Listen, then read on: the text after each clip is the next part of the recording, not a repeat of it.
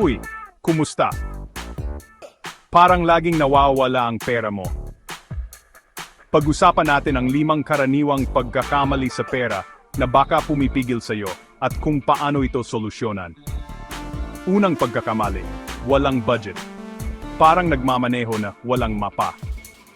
Simulan mong ilista ang iyong kinikita at ginagastos.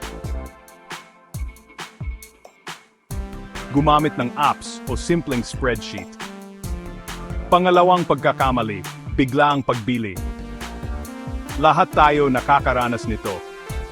Sa susunod, subukan ang 24-hour rule. Kung gusto mo pa rin ito pagkatapos ng isang araw, saka mo pag-isipan kung bibilhin mo. Pangatlong pagkakamali, hindi pagpansin sa mga utang. Hindi ito mawawala ng kusa.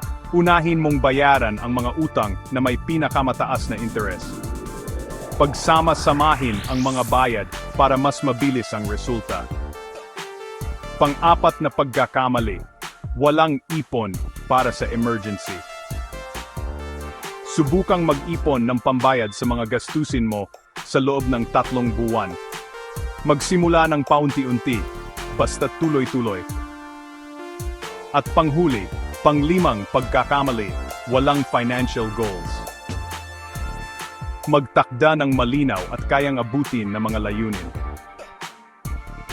Gusto mo man bumili ng bahay o magretiro ng maaga, ang pagkakaroon ng goal ay magbibigay sa iyo ng motivation.